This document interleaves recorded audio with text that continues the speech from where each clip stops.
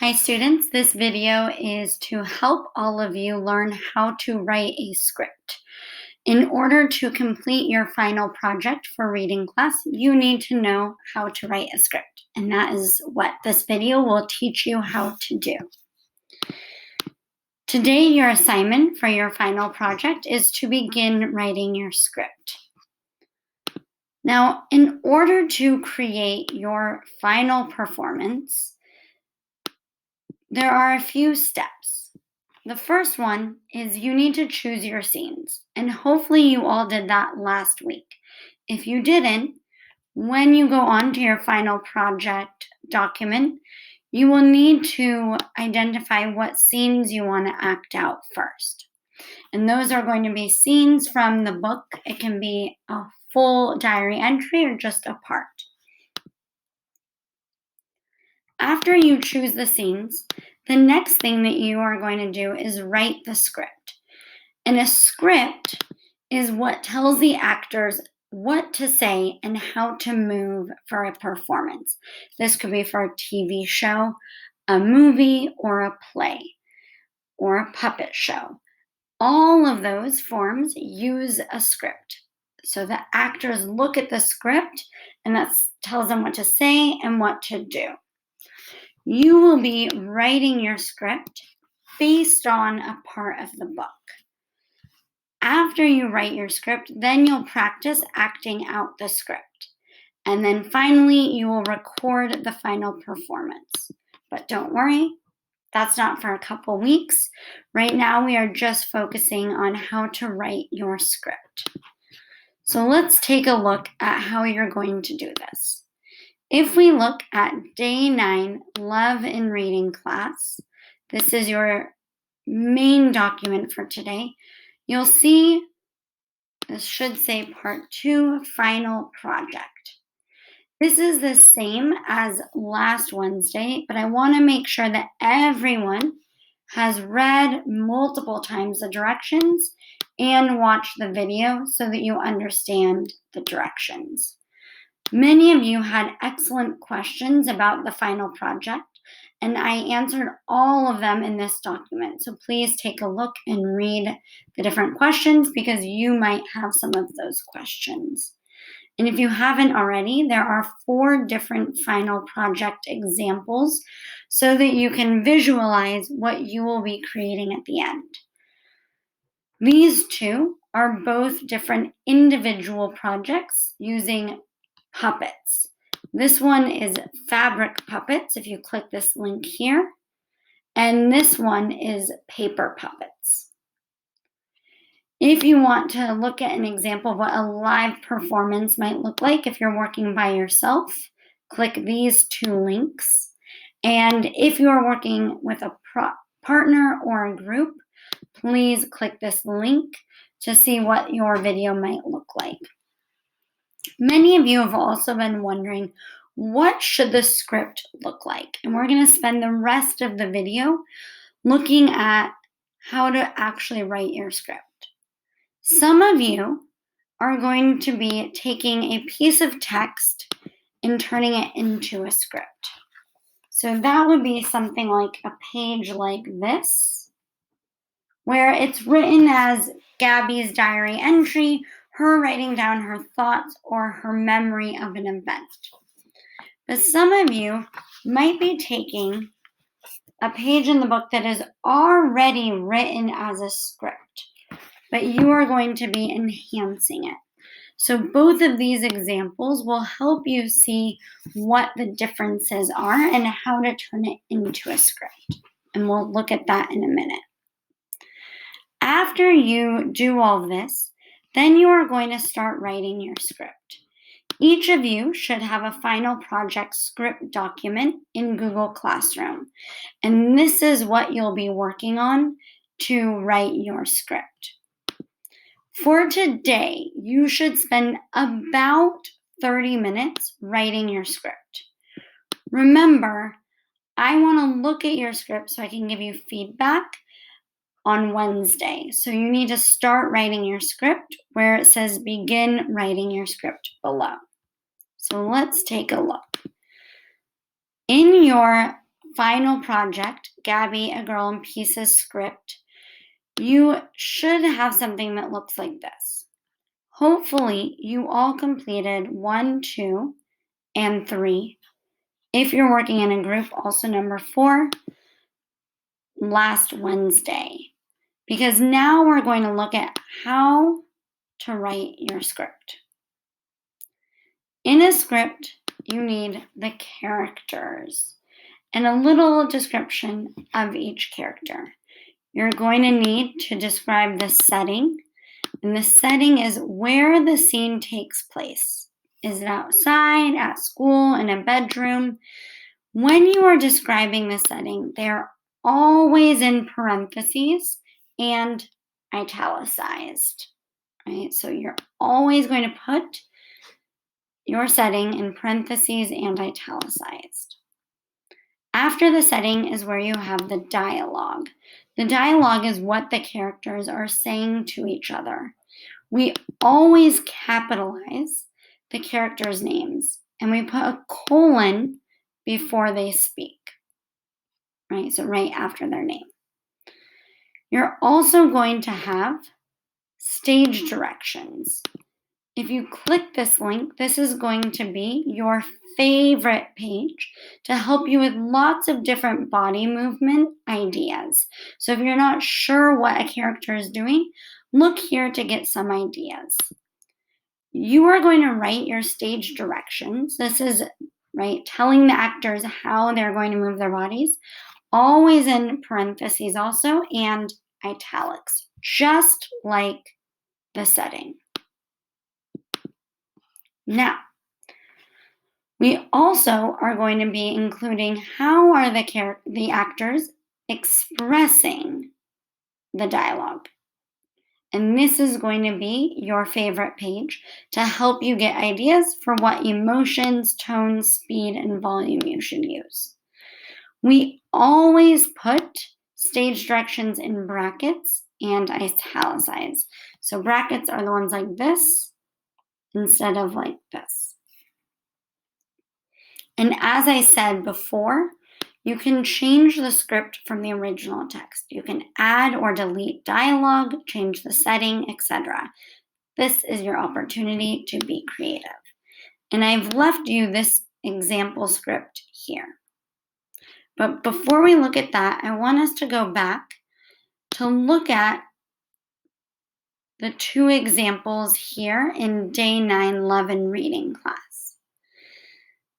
Most of you will probably be taking a page from the book that already is in dialogue form, right? It's already kind of like a script, but you're going to need to add things to it. So let's take a look. On the left side here, this is the original text, exactly how it's written in the book. But what you need to do is change it to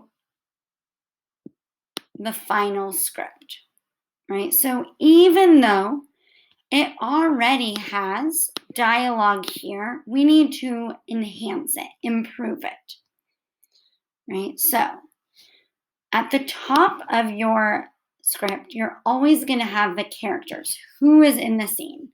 And in the scene, it says me, right? And me means Gabby, right? So we have Gabby and we have Cindy. And I just have a very short description of each of them. So I wrote, Cindy is Gabby's best friend, 12th grader, pregnant, has had sex before.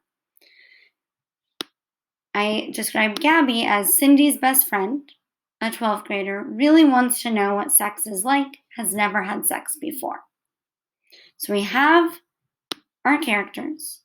The next thing, we need the setting, right? And if you forget the order, if we look here, right, this is how it should look. We have the script title by your name, the scene and what diary entry it's from, the characters, name, description, setting. So let's go back. So in the text, it says that they went back to my house, meaning Gabby's house, right? And they are eating pizza, right? They are eating pizza and talking together. And then I imagined exactly what Gabby and Cindy are doing in their bedroom. So I say they are in Gabby's bedroom. Gabby is sitting in a chair and Cindy is sitting on Gabby's bed. Now, it did not say that in the actual text. So this part is my imagination, right? If I imagine them in my mind, this is what I see. So this is where you're using your imagination. Now, this was already written like a script. However, we're not going to say me, right? Who is me? You need to describe who is me. And me is Gabby. So I changed it to Gabby, right? But I also added the movement, right? What is Gabby doing with her body? And how is she saying the lines? So I added this. This was not here before, right? Then Cindy in the original text says, ¿Qué pasa, calabaza? And I changed it. I kept the same dialogue, but I added how she is saying it. So I imagine that she's laying on the bed and she's kind of bored, right? ¿Qué pasa, calabaza? Then when Gabby says, I want to ask you something, she is saying this in a curious tone, right? And so what I did was I added more details so that if someone is acting this out, they now know what to do with their bodies and how to say their lines. That is the expression and the movement. Now notice the expression is in italics and in brackets, and the movement is in parentheses and italics. I highlighted it pink and blue to help you see the difference, but you do not need to do that for yours. It can all just be transparent. All right, so that is how you are improving a pre-existing script. Now, some of you are taking a piece of text and then you're turning it into a script. So let's look at that kind of example.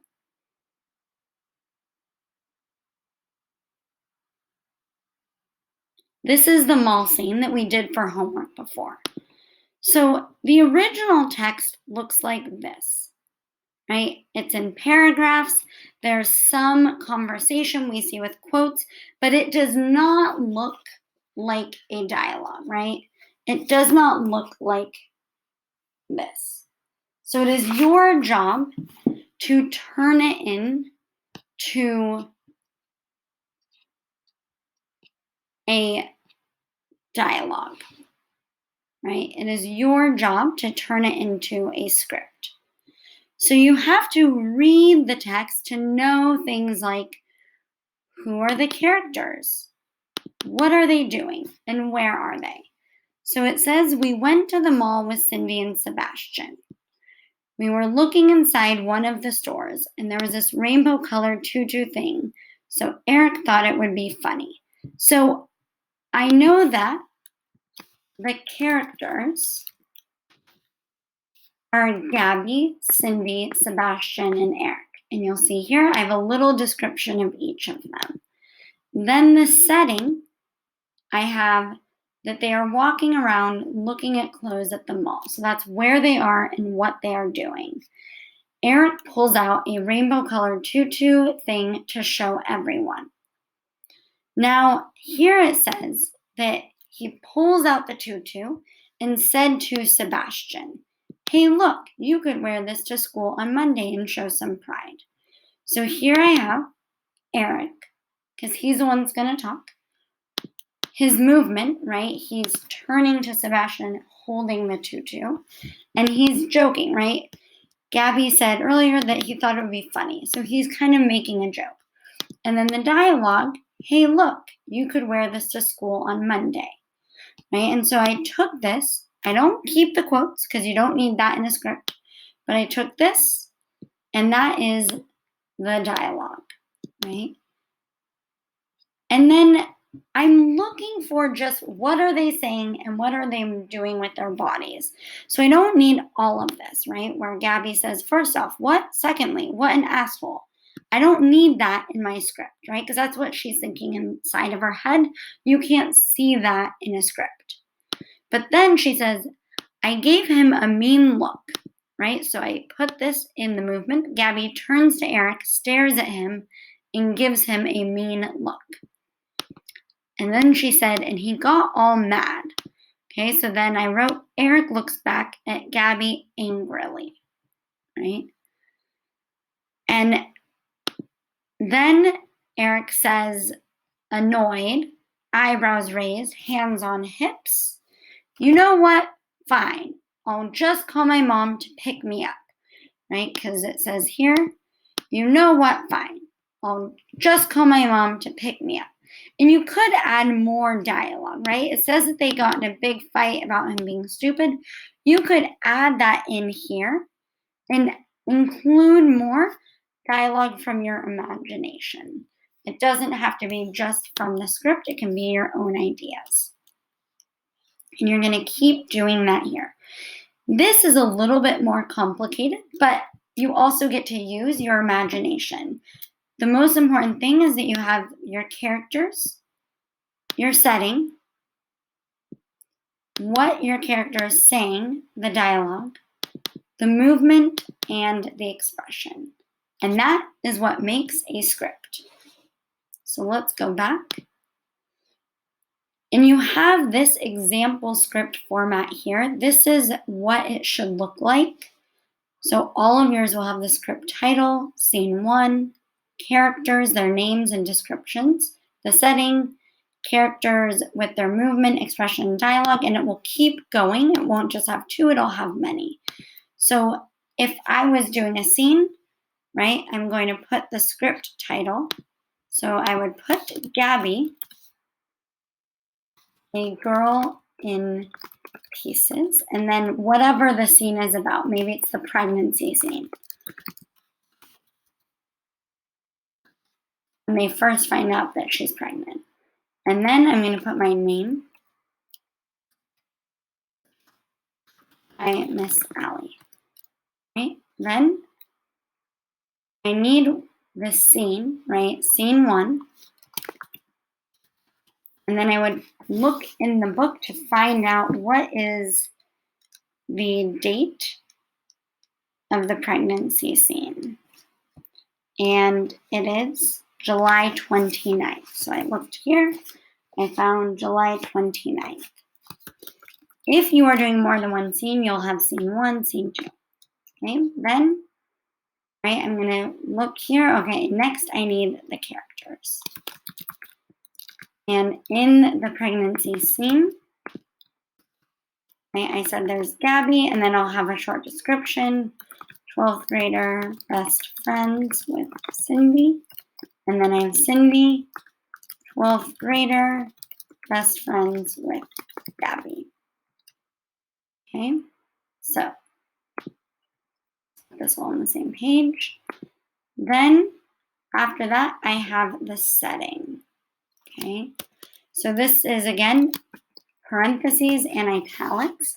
And I'm going to go back and look. If I'm doing the pregnancy scene, I need to remind myself, where are they? So Cindy asked to come over. So we are at Cindy's house. Gabby and Cindy are sitting in Cindy's room. Okay, that is a setting. Then I'm going to look to see in the book who talks first. Right, so it says Gabby, me. So we're not going to put me, right? We're going to put Gabby. And it says that she's sitting uncomfortably. And I think her emotion is maybe annoyed. right? Why does Cindy want to talk to her so bad? And then I look to see what is the first thing she says. Hola, muchacha.